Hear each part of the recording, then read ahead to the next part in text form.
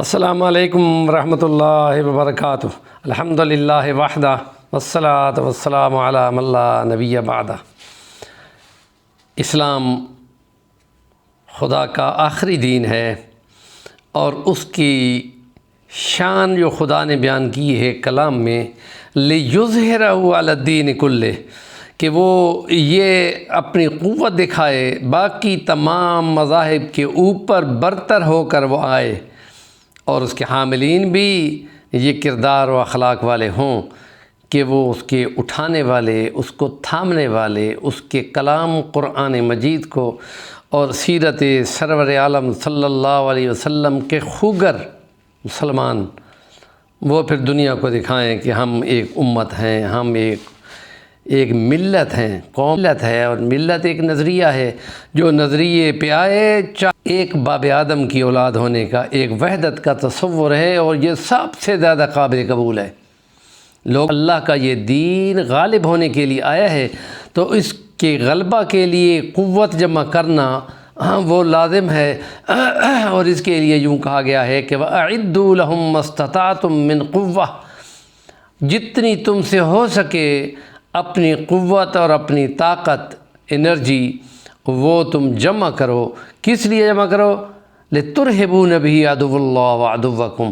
وہ اللہ کا جو دشمن ہے وہی تمہارا دشمن ہونا چاہیے، اور وہ تم اس کو اس اپنی قوت کے ہتھیار سے، اپنے طاقت کے مظاہرے سے اس کو تھریٹ کر سکو، اس کو ہلا سکو۔ اور نبی پاک صلی اللہ علیہ وسلم کی خاص امتیاز جو ہیں ان میں مختلف چیز، جب انڈیا نے بلاسٹ کیے تھے تو وہاں نے جو سن 74 میں اس نے کوشش کی تھی، اور اس طریقے سے قدیر خان کو بلجیم سے لائے تھے اور ان کو مختلف طریقے سے سیکیورٹیاں دے کر اور وہ نقشے وہ تمام چیزیں لگا کر انہوں نے سینٹری فیوج جو ہے وہ وہاں پر گوجرانوالے کے ایک لوہار سے بنوائے تھے، جس لوہار نے اپنی مہارت سے ان کو سمجھایا کہ تمہارا یہ تھوڑے ٹائم کے بعد بلاسٹ کیوں کر جاتا ہے، اور اس کو ایسے بناؤ۔ پھر وہ سمجھ گئے کہ اس کو ایسے سٹیل کا بنانا چاہیے کہ جتنی بھی ہیٹ آئے اس کو وہ کور کر سکے، اور اس سینٹری فیوج میں پاکستان نے یہ کمال دکھایا کہ اس کے سینٹری فیوج نے 70%، 35 سے 40، 40 سے 70% تک سینٹری فیوج کرنے کے بعد 100% پہ پہنچ گیا تھا، یعنی یورانیم کو آپ ہاتھ میں اٹھا لیتے تو وہ بے ضرر ہو چکا تھا۔ اور یہ وہ چیزیں ہیں کہ جو مسلمان اپنی ذہانت اور اپنا علم استعمال کر کے اپنی طاقت کو بڑھانے کا کام کرتے ہیں، تو پھر انہوں نے کوشش کر کے تمام نظام مکمل کر کے یہ کیا کہ 28 مئی کو باقاعدہ یہ نواز شریف کا دور ہے، اور اس میں انہوں نے بلاسٹ کرنے کا پروگرام بنایا چاغی کے مقام پر بلوچستان میں، اور پھر انہوں نے مینول طریقے سے ایک ایک کر کے 5 بلاسٹ کیے تھے، اور اس کے بعد دوسرے دن 2 اور بلاسٹ کیے تھے، 7 ہو گئے۔ یہ ایٹمی قوت جب مسلمانوں کا ایک ملک بن گیا تو تمام دنیا کے مسلمان، خاص طور پہ فلسطین کے مسلمانوں نے بہت زیادہ شادمانی اور خوشی کا اظہار کیا کہ مسلمانوں کا ایک ملک بھی ایٹمی قوت بن گیا ہے۔ بہت زور لگایا عیسائی دنیا نے، یہودی دنیا نے اور باقی لوگوں نے بھی کہ پاکستان کسی طریقے سے، اور پھر اس کو مختلف نام دیے گئے، اس کو اسلامی بم کہا گیا اور مختلف اس کو دہشت گردی کے نام پر بدنام کیا گیا، حالانکہ اس سے پہلے ہندوستان یہ بلاسٹ کر چکا تھا، اس سے پہلے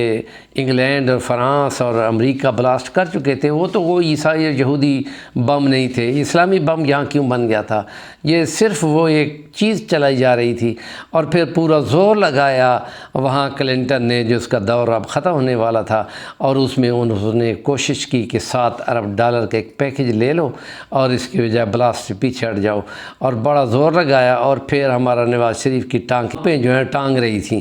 اور پھر وہ مشورہ کرنے لگا سب سے۔ تو اس وقت مجید نظامی نوائے وقت کے جو ایک مجاہد تھے عبد المجید اور قدیر خان نے جا کر ان کو کہا کہ عوام کی امنگ جو ہے وہ بہت سنسنی پھیلی ہوئی ہے کہ اگر تم نے یہ بلاسٹ نہ کیے تو بہت زیادہ عوامی غلبہ اور بلوے کا خطرہ ہے، اور وہ عوام کو غصہ کنٹرول نہیں ہو سکے گا، تو اس وقت انہوں نے پھر باقاعدہ چاغی میں جا کر کچھ سائنسدانوں کے ساتھ مل کر وہاں پہ بلاسٹ کیے تھے، اور وہ بلاسٹ جو ہے 28 مئی کو ہوئے تھے۔ تکبیر کے نعروں کے ساتھ یہ بلاسٹ ہوئے تھے اور وہ کامیاب ہو گئے تھے، اور اس کے بعد تھوڑا سا اور آگے بڑھنے کے بعد پاکستان اس سلسلے میں اور قوت کے مظاہرے کرنے کے قابل ہو گیا۔ ہمارے چینل کا نام ہے صفی الرحمن الوانی، ضرور سبسکرائب کریں، اور اس سلسلے میں اگر کوئی بات آپ سے اختلاف ہوتی ہو تو ضرور کمنٹ کریں۔ جزاکم اللہ احسن الجزا۔ یہ ہمارا پہلا ولاگ ہے، کل انشاءاللہ اس سلسلے کا دوسرا ولاگ بھی کریں گے۔